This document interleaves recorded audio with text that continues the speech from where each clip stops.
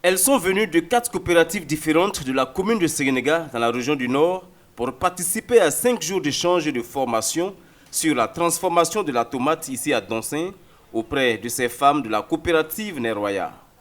Cette formation s'inscrit dans le cadre du projet Résilience communautaire dans le secteur agro-silvo-pastoral au Burkina Faso, mis en œuvre par le consortium SNV, Organisation néerlandaise de développement, et le Conseil danois pour les réfugiés et financé par l'ambassade royale du Danemark au Burkina. Durant 5 jours donc, ces femmes ont allié théorie et pratique afin de mieux maîtriser les techniques de transformation de la tomate, la recherche de la matière première de qualité, la gestion du compte d'exploitation et la promotion du produit. Les questions d'hygiène adaptées à leur milieu n'ont pas été occultées et bien d'autres notions en lien avec la transformation de la tomate. L'objectif du projet RESCOM est de contribuer à renforcer les capacités et la résilience communautaire au sein des ménages agro-silvopastoraux et celle des personnes déplacées internes. Et l'un des résultats attendus est l'accès au marché rémunérateur, au développement des affaires et au financement pour les ménages agro-pastoraux dont les PDI. Ce voyage d'échange s'inscrit donc dans cet objectif. La CNV a beaucoup de projets, et dont bien sûr ESCOM, et il y a également PAPEA qui est dans la région du Nord. Et quand on est arrivé pour la mise en œuvre du projet, on avait également comme activité de mettre en place des clusters. Et on s'est dit, comme PAPEA est déjà dans le domaine, dans la région du Nord, on ne va pas réinventer la roue. Donc on s'est appuyé sur PAPEA pour voir les clusters qu'ils accompagnent là.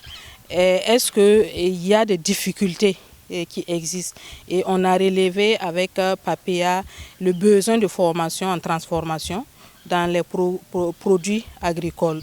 Et notamment au niveau de la zone de Séguénéga, il y avait le besoin vraiment en renforcement de capacité dans la transformation de la tomate.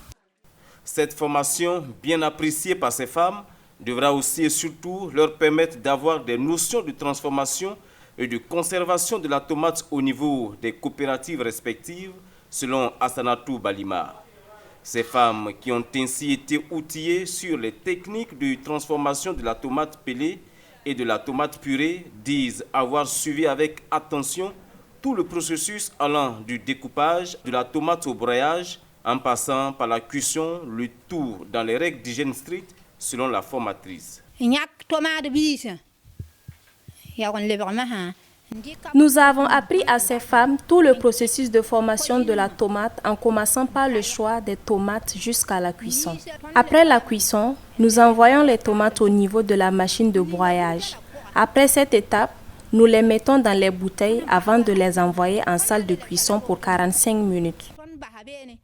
Une fois ces 45 minutes atteintes, nous les retirons du feu et c'est jusqu'au lendemain qu'on les conduit dans la salle de stockage pour éviter de nous faire brûler par les bouteilles chaudes. Aucun détail n'a donc été oublié lors de la formation. Le processus de transformation de ces tomates n'a subi aucun mélange, nous confie Thérèse Ouedraogo. Nous ne mettons rien dans notre tomate à part le sel. On ne met ni de l'eau, ni d'autres produits. Il y a des cuisiniers de certains hôtels qui viennent acheter nos tomates purées et aussi d'autres personnes qui viennent s'en procurer pour leur cuisine à la maison.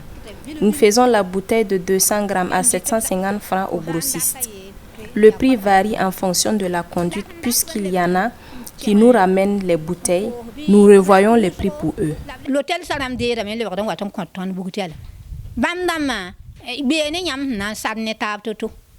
Après avoir suivi les différentes étapes de la transformation de la tomate avec les formatrices, les femmes ont été à leur tour mises à l'épreuve pour la pratique. La conseillère des systèmes des marchés, emploi des jeunes et inclusion financière du projet RESCOM nourrit l'espoir que ces femmes mettent en application les différentes connaissances acquises durant ces jours d'échange et de partage d'expériences. Et j'attends vraiment qu'à la sortie de cette formation, elles puissent mettre en pratique ce qui a été dit ici pendant les 3 jours de formation. Mais nous disons 5 jours parce que c'est des voyages d'échange, d'apprentissage auprès de leurs pairs. Et nous attendons vraiment qu'elles mettent en pratique.